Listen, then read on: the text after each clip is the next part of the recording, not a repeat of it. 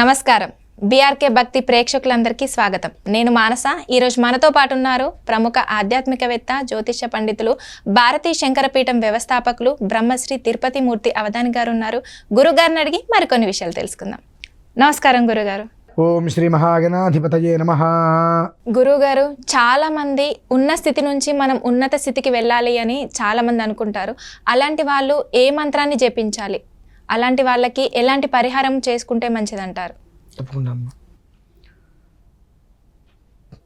ప్రతి మనిషి తను 100 రకాల ఆశలు, 1000 రకాల ఆలోచనలు ఉంటాయి. అవును.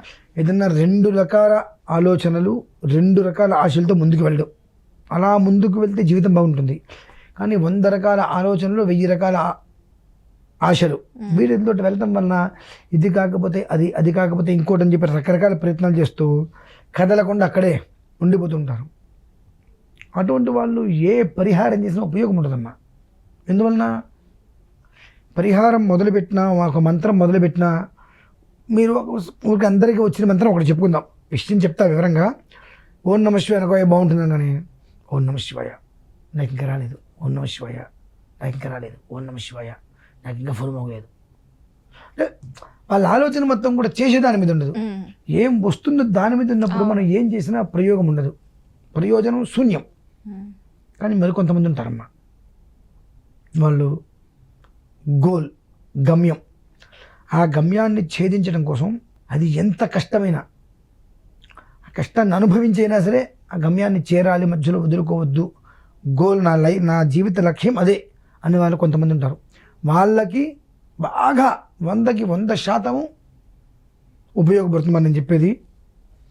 ఈ మొదట చెప్పినటువంటి ఫస్ట్ రకం చూసారా, వాళ్ళు కూడా నమ్మి ప్రయత్నం చేస్తే ఫలితం వస్తుందమ్మా. ఇందులో శరీరంలో ఉండేటువంటిది 10 శరీర భాగాలు. ఆ భాగాల్ని ఎప్పుడూ కూడా యాక్టివ్గా ఉండేటువంటి మంత్రం ఓం నమో భగవతే రుద్రాయ. ఓం నమో భగవతే రుద్రాయ. ఈ 10 అక్షరాలు ప్రతిరోజు ఎంత అనుకుంటే అంత మంచిదమ్మా. ఎందువల్లంటే ఈ 10 అక్షరాలని రోజు అనుకోవటం వల్ల ఏమవుతుందంటే, నేను ఒకటి చూపిస్తాను, జాగ్రత్తగా వినండి. ఓం నమో భగవతే రుద్రాయ అన్నా కదా. ఓం మూర్ధనే నమః, నం నాసికాయ నమః, మోం లలాటాయ నమః, భం ముఖాయ నమః, గం కంఠాయ నమః, వం హృదయాయ నమః, తేం దక్షిణహస్తాయ నమః, రుం వామహస్తాయ నమః, ద్రాం నాభ్యై నమః, యం పాదాభ్యాం నమః. శరీరంలో 10 భాగాలు. ఓం నమో భగవతే రుద్రాయ అని ప్రతిరోజు అనుకోవటం వలన మూర్ధ, ఇక్కడ లోపల మెదడు చాలా చురుగ్గా పనిచేస్తుంది. షార్ట్ టెంపర్ రానికుండా ప్రతి ఒక్కదాన్ని వివరంగా ఆలోచింపజేసేటువంటి శక్తి ఆ మంత్రం ఇస్తుందమ్మా ఆ స్థానానికి. తర్వాత ఓం మూర్ధనే నమః, నం నాసికాయే నమః.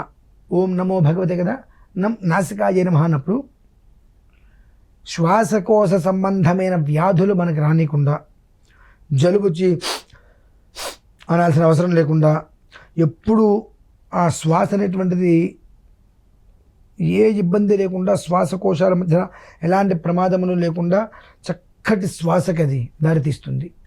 అంటే ఎట్లా, మనకు కోపం వస్తే ఊగిపోతూ ఉంటాం, అంటే అది రానియకుండా అది ఎప్పుడు కంట్రోల్లోంచి చక్కటి శ్వాస వస్తుంది. ఓం నమో భగవతే, ఓం నమో, మోం లలాటాయ నమః అంటే ఇది బొట్టు పెట్టుకునే ప్రదేశం. అది చాలా సున్నితమైనటువంటి మర్మ ప్రదేశం అంటారు దాన్ని. పాయింట్ బ్లాక్ అని కూడా కొంతమంది అంటుంటారు కదా. మనకు చాలా సున్నితమైన ప్రదేశం ఇది. అక్కడ మనం బొట్టు పెట్టుకోవటం వల్ల ఏమవుతుందనంటే పరిసరాలు మొత్తం కంప్లీట్ పాజిటివ్ వస్తుందమ్మా. నెగిటివ్ అనేటువంటిది ఎప్పుడు రాదు.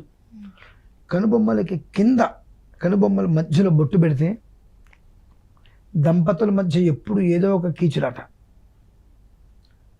ధనం అనేటువంటిది వస్తుంది కానీ నిలకడగా నిలిచి ఉండదు. ఈ మధ్యలో ఈ కిందకి బొట్టు పెడితే అదొక ప్రమాదం. కనుక ఇక్కడ పెట్టడం వలన వెలుతురు ఎప్పుడు కూడా పాజిటివ్. మన పరిసరాలంతా కూడా ఎటు చూసినప్పటికీ కూడా పచ్చగా చాలా ప్రశాంతంగా అనిపిస్తుంది. ఆ ప్రశాంతం అనేటువంటిది మనకు అనిపిస్తే మన ముఖంలో ఒక తేజస్సు కనిపిస్తూ ఉంటుంది. తర్వాత ఓం నమో భగవతే, ఓం మూర్ధ నమ, నం నాసికాయ నమ, ఓం లలాటాయ నమ, భం ముఖాయ నమ. ఈ మూడు ప్రశాంతంగా ఉండటం వలన ముఖంలో మంచి తేజస్సు, వర్చస్సు, కాంతి. ఇప్పుడు వాళ్ళ కోపాలు వస్తే చూసే వాళ్ళకి చాలామందికి అందంగా కనిపించాలని చెప్పి మందంగా పెయింట్లు పూసుకుంటుంటారు మొహానికి. అందంగా కనిపించడం కోసం పెయింట్లు పూసుకుంటారు, మందంగా పెయింట్ పూసుకుంటుంటారు. ఆ పెయింట్ తీసేస్తే వాళ్ళు మనం చూడలేము. అసలు పెయింట్తో సంబంధం లేకుండా, అంటే మేకప్ అమ్మ, దాంతో సంబంధం లేకుండా ముఖంలో ఒక మంచి వర్చస్సు, కాంతి వస్తుందన్న, ప్రశాంతమైన వాతావరణం. తర్వాత ఓం నమో భగవతే, భం ముఖాయ నమః, గం కంఠం. ఇక్కడి నుంచి వచ్చేటువంటి మాట ఏదైతే ఉంటుందో, ఏయ్ నీ సంగతి చెప్తా దానికి, నాన్న ఎందుకు అటువంటి పనులు చేస్తావు, దానివల్ల నీకు ఇబ్బంది వస్తుందేమో జాగ్రత్త చూసుకో దానికి తేడా ఉంటుంది. కంట్రోలింగ్ ప్రతి ఒక్కటి కూడా. మనం గబిక్కిన ఒక మాట వదిలేస్తాం, మాట వదిలితే వెనక తీసుకోలేం. ఆ కంట్రోలింగ్ పవర్ వస్తుంది దీనివల్ల. ఓం నమో భగవతే, ఓం నమో భగవతే అన్నాం అంటే ఓం మూర్ధనే నమః, నం నాసికాయ నమః, ఓం లలాటాయ నమః, భం ముఖాయ నమః, గం కంఠాయ నమః, వం హృదయాయ నమః. ఇది ఎప్పుడూ కూడా స్థిరంగా ఉండదు, ఏదో ఒక దాన్ని కూరుతూనే ఉంటుంది. అది మంచా చెడ అనేటువంటి విషయం దృష్టిలో ఉంచుకోదు.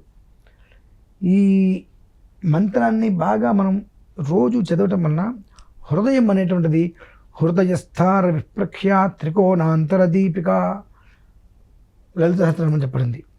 ఆ హృదయం అనేటువంటిది ఎప్పుడూ కూడా వికాసవంతంగా, అంటే ఎదుటి మనిషికి కష్టం వచ్చింది అన్నప్పుడు థాట్న మనం వెళ్ళి అతనికి ఏదైనా ఉపకారం చేసేటువంటి రీతిలో హృదయ స్పందన ఎప్పుడు కూడా.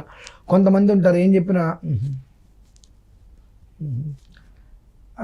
కొంతమంది అంటారు బండరాయి మీద వర్షం పడ్డట్టు ఏమిటి ఎట్లా కూర్చుంటావు, దొనబోతు మీద వర్షం పడ్డట్టుగా అలానే ఉంటావు అంటూ ఉంటారు కొంతమంది.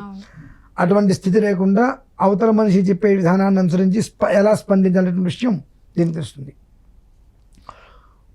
ఓం నమో భగవతే, రు తే రు అన్నప్పుడు ఈ రెండు చేతులు మనం ఉండేటువంటి విధానాన్ని అనుసరించి ఇంటికి ఎవరైనా వస్తే నమస్కారం రండి బాగున్నారా అనడానికి, ఏయ్ ఏంటి అనడానికి డిఫరెంట్ ఉంటుంది. అంటే ఈ చేతులు మనకు మంచికి ఉపయోగిస్తే, చెడుకి ఉపయోగిస్తాయి. ఒక మనిషికి పెట్టడానికి, ఒక మనిషి కొట్టడానికి కూడా. మనం కొట్టడానికి ముందుకెళ్తాం, పెట్టడానికైనా.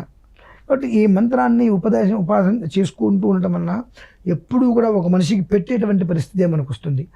ఒక మనిషికి మనం పెడుతున్నాం, మన దగ్గర ఉంటేనే పెడతాం, లేకపోతే పెట్టగలమా? పెట్టలేం. పెడతామా? పెట్టలేం. మన దగ్గర ఉంటే ఇవ్వగలుగుతాం, 10 మంది కడుపుని ఇవ్వగలుగుతున్నాం. తే రు ద్రాం నాభ్య నమః అన్నాం, నాభిస్థానం. ఈ నాభిస్థానము అనేటువంటిది పురుషునికి ఒక పర్యాయంగా ఉంటుంది, స్త్రీకి ఒక పర్యాయంగా ఉంటుంది. యం పాదాభ్యాం నమః. ఈ అన్నింటికి కూడా మూలం పాదం. మనం నించునే విధానం, మన నడక, దాని అనుసరించి మనం ఏంటి, మన విధానం ఏంటి.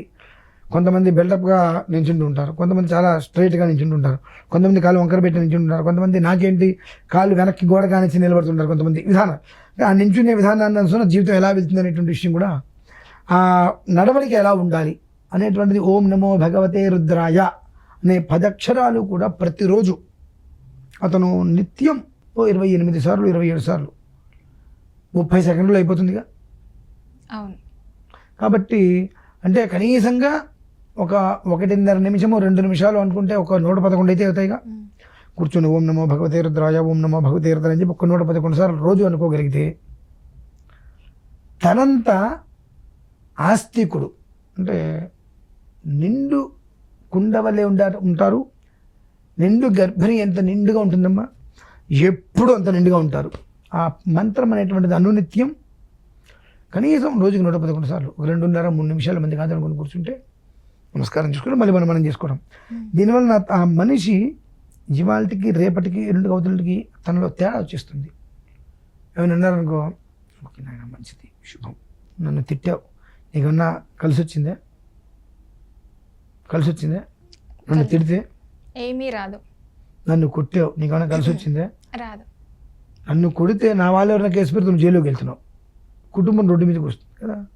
సామరస్యంగా పుష్కరించుకుందాం. ఉంది, నేను ఇవ్వలేకపోయా, నీకు తప్పే, ఎగ్గొట్టట్లా, ఇస్తా, ఒకరోజు వెనకో ముందో ఇస్తా. నువ్వు ఆవేశపడి అనర్థాలు తెచ్చుకొని, ఆవేశాలు తెచ్చుకొని, కోపం తెచ్చుకొని, అరిచి నానా గోడ పెట్టి గీ పెడితే నీకే బీపీ షుగర్లో అన్నీ వస్తాయి.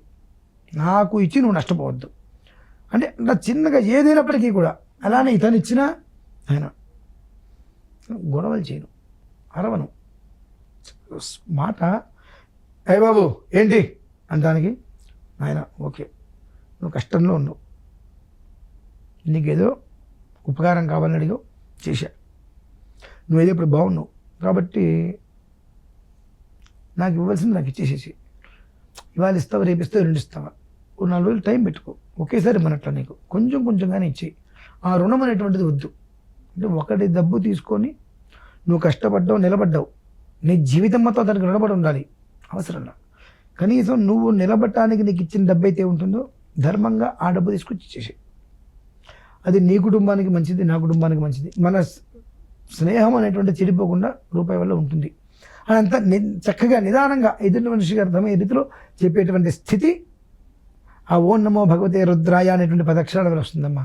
అంటే ఇది మనిషిని ఏ స్థితికైనా తీసుకెళ్తుంది. మరి అతను ఉన్న స్థాయి నుంచి ఉన్నత స్థితికి అంటే డబ్బు ఒక్కటే కాదు, తన మనస్తత్వం, తన విధానం, తన ఆలోచన, తన ప్రక్రియ, ఇవన్నీ కూడా ఉన్నత స్థానానికి వెళ్ళి 10 మందిలో ఈ మనిషి ఫలానా ఎబ్బా అనేటువంటి మాట రాకుండా భగవంతుడు ఎప్పుడూ ఆ మనిషిని చల్లగా చూడాలి, ఆ మనిషి చల్లగా ఉంటే 10 మందిని ఆయన అన్నం పెడతాడు అనేటువంటి పొజిషన్ భగవంతుడు ఇస్తాడమ్మా.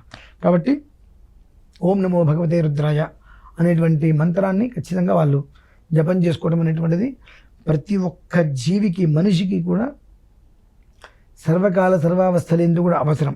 అలాగే మొట్టమొదట కొన్ని విషయాలు చెప్పా. ఇవి 10 రకాల ఆలోచనలు పెట్టుకుంటే 100 రకాల ఆశలు ఉంటాయి. వీళ్ళకి దేని మీద కూడా స్థిరత్వం ఉండదు. ఇది అది ఇది కూడా ఇట్లా కాదు అది చేద్దాం, ఇవన్నీ కదా ఇచ్చేద్దాం అనుకున్నా కానీ ఇది కూడా కాదు ఇంకోటి చేద్దాం, రకరకాల. వీళ్ళందరూ మనకు హైదరాబాదులో ఒక చక్కటి ఆలయం ఉందమ్మా.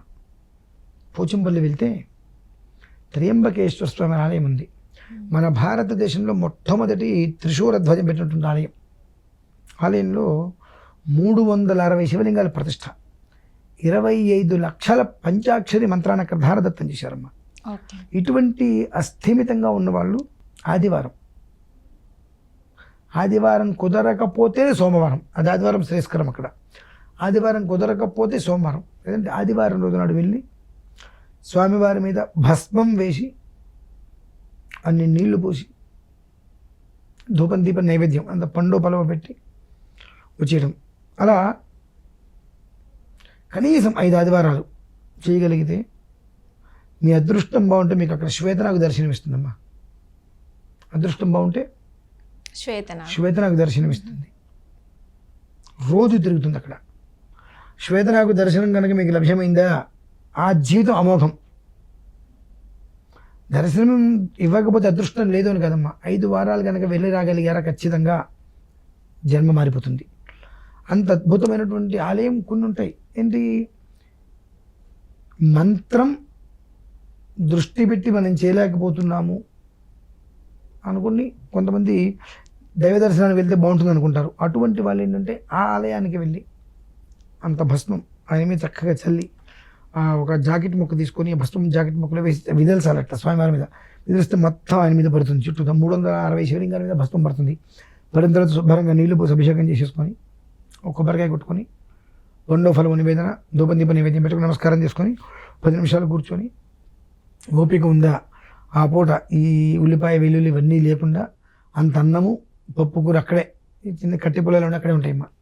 2 రాళ్ళు పెట్టేసుకొని ఇంట్లోంచి ఒక గిన్నె అవి తీసుకెళ్ళి అక్కడే వండేసుకొని ఆ స్వామివారికి ఆ నివేదన చూపించి అది భోజనంగా ప్రసాదంగా భోజనం చేసేసి రాగలిగితే 5 వారాలు 6వ వారం నుంచి ఆశ్చర్యపోతారు.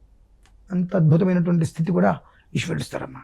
కాబట్టి ఈ 2 మొదటి విధానం నేను రెండోసారి చెప్పినటువంటి ఆలయం మొదటి విధానం వాళ్ళకి బాగా కలిసి వస్తుంది. రెండోసారి చెప్పింది ఇది మొదటిసారి చెప్పినటువంటి ఒక ఓం నమో భగవతే రుద్రాయ అనేటువంటి అక్షరం రెండో విధానంలో ఉండేటువంటి జనాలకు చాలా అద్వితీయంగా ఉపయోగపడుతుందమ్మా. అది విషయం. ఓకే గురుగారు, చాలా చక్కటి వివరణ ఇచ్చారు. ధన్యవాదాలు. పరమేశ్వర.